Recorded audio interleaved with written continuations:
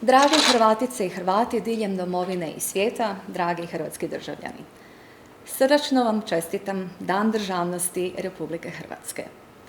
Od 2001. godine do danas obilježavamo Dan državnosti 25. lipnja na spomen donošenja Ustavne odluke o suverenosti i samostalnosti Republike Hrvatske i Deklaracije o proglašenju suverene i samostalne Republike Hrvatske 1991. godine. No, temelj današnjem blagdanu imamo u povijesnom danu konstituiranja demokratski izabranog Hrvatskog sabora 30. svibnja 1990. koji smo nekoć slavili kao Dan državnosti. Takav on i danas živi u mnogim hrvatskim srcima. Živi i u mojemu. I nadam se da ćemo uskoro postići parlamentarno suglasje o tome da sljedeće godine ovaj blagdan vratimo njegovom izvorištu. Misao i težnja državnosti živa je koliko i prisutnost hrvatskog naroda na ovim prostorima.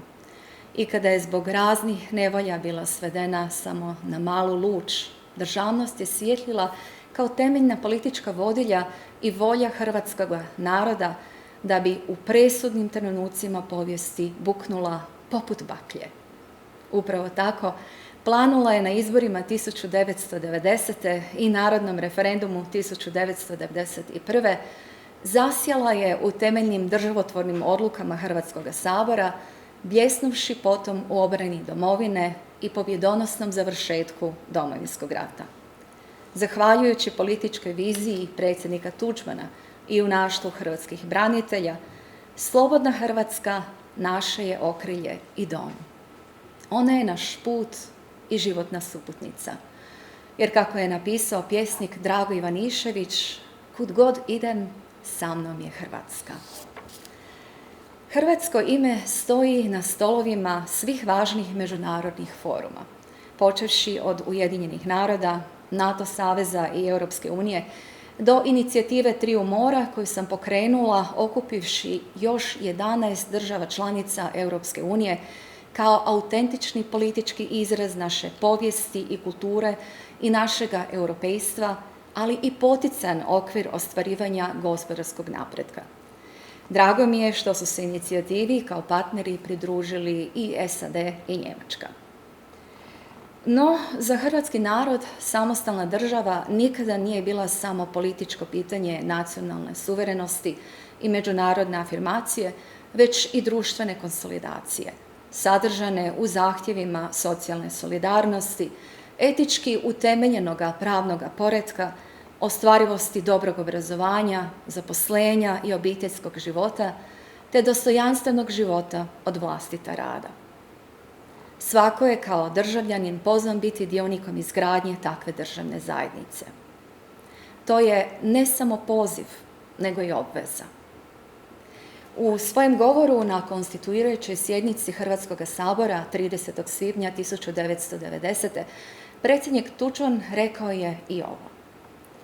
Svi mi zajedno moramo biti prožeti sviješću da od svoje Hrvatske ne možemo očekivati više nego li što sami pridonesemo njezinu boljitku da bi plodove svoga rada mogli uživati i mi sami i naša djeca i djeca naše djece. Drugim riječima, država je obveza. Njezina egzistencija i vitalnost duboko su povezane s odgovornošću državljana prema općem dobru. U ovoj prigodi želim ponovno istaknuti kako je rješavanje demografskog pitanja ključno za usmjeravanje hrvatske budućnosti.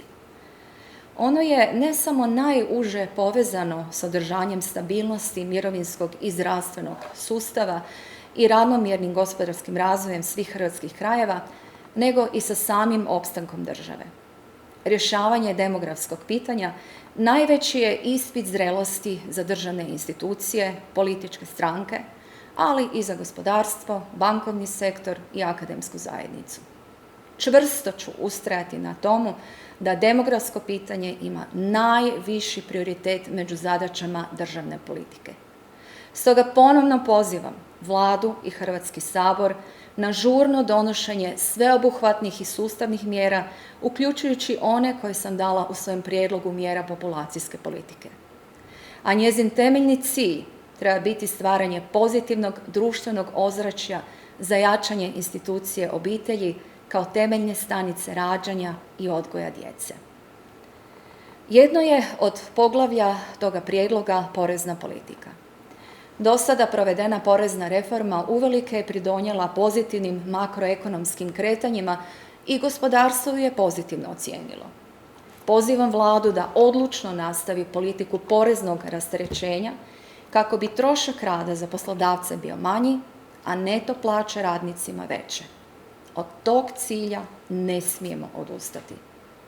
Osim toga, gospodarski razvoj moramo poreznim i drugim poticajima usmjeriti k onim djelatnostima, posebice industrijama, koje su usmjerene ka izvozu i daju veću dodanu vrijednost, odnosno stvaraju bolje plaćena radna mjesta. Rastu hrvatskog gospodarstva znatno su pridonijeli europski fondovi. Taj izvor gospodarskog i društvenog razvoja treba i dalje što bolje iskorištavati. Istodobno moramo se više usmjeriti na investicije iz vlastite akumulacije, kako iz portfelja javnih poduzeća, tako države i banaka, uključujući i Hrvatsku narodnu banku. Za sniženje kamatnih stopa na kredite gospodarstvu i stanovništvu ima i potrebe i prostora. Smatram jednako tako da se najjeftinije zaduživanje države može i mora postići na domaćem bankovnom tržištu. No, sve to neće biti ostvarivo, ne otklonimo li neravnoteže na tržištu rada. Razumijem nužnost da se problem manjka radnika, osobito u sektorima turizma i graditeljstva, ublaži zapošljavanjem stranaca, no zahtijevam krajnju državnu odgovornost.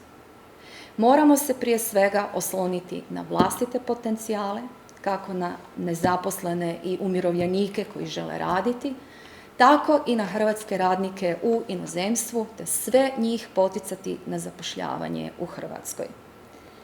Tako usmjerenom gospodarskom politikom i regulacijom tržišta rada nužno je uskladiti obrazovni sustav, odnosno proračunima i na druge načine poticati strukovne škole, dualno obrazovanje te informatičke, prirodoslovne i tehničke studije.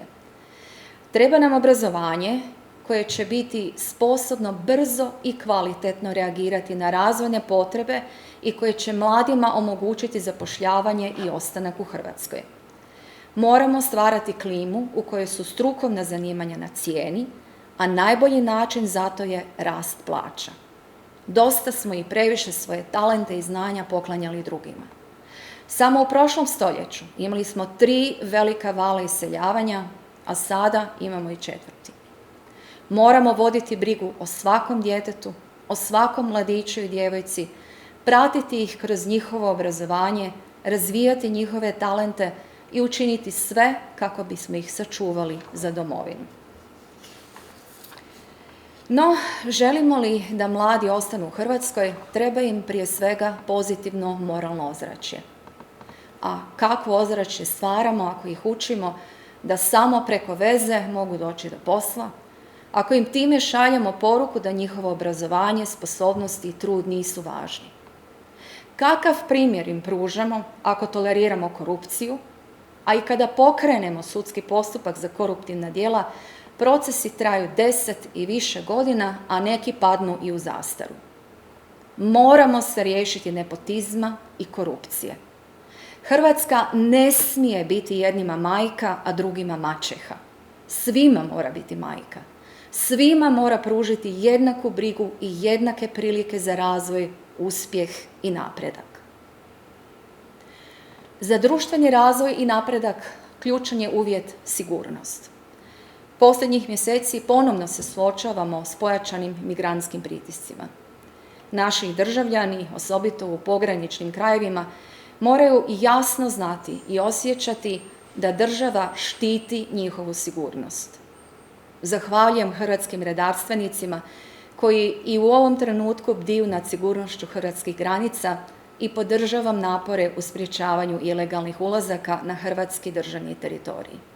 Bude li potrebno, tražit ću jačanje zaštite granica i na druge načine, sukladno Ustavu i zakonu.